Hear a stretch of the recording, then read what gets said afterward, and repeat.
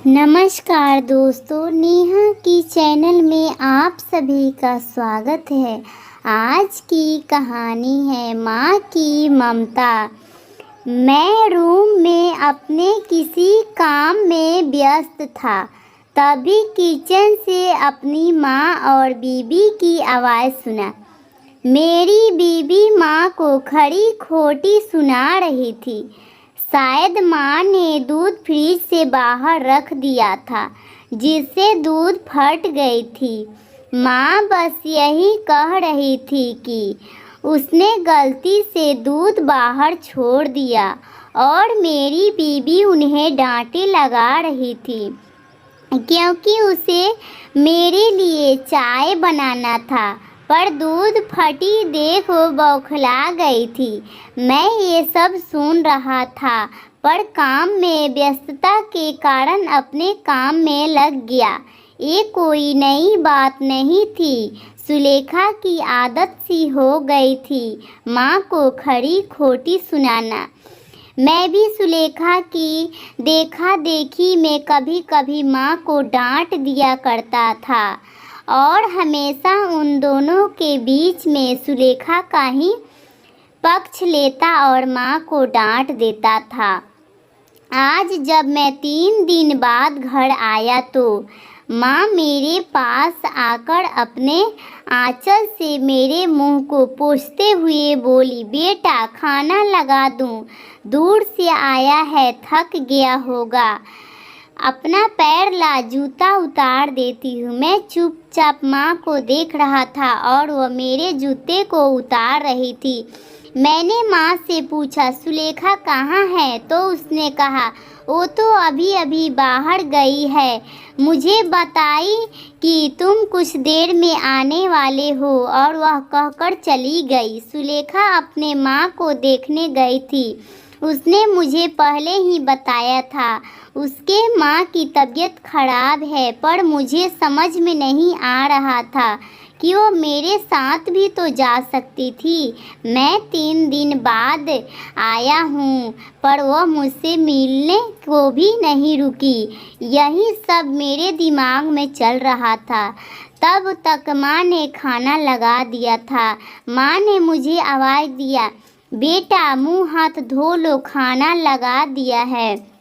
मैंने खाना खा के बिस्तर पर लेट गया, पर नींद नहीं आ रही थी। मन में बस एक ही बात चल रहा था कि सुलेखा अपने माँ को देखने के जल्दी में मुझसे मिले बिना चली गई और मैं उसके चलते अपने माँ को हमेशा डांटता रहता हूँ। लेकिन माँ उस बात को लेकर कभी नहीं मुझसे सुलेखा के से नाराज़गी नहीं जताती थी। वो बस सुनती और भूल जाती। लेकिन ये बात मेरे मन में घर कर गई।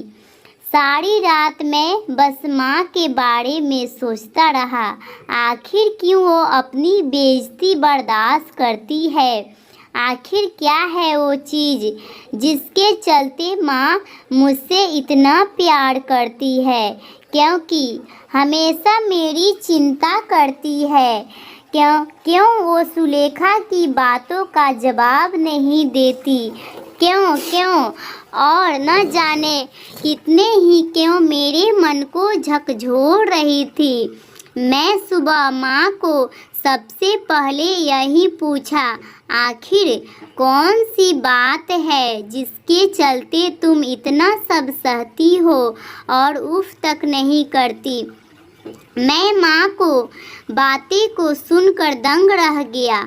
आज मुझे पता चल गया उसको क्यों का कारण क्या है। माँ ने बहुत ही सहज भाव से कहा था, पर उनकी वो बातें मुझे आज सच से रूबरू करवा गया।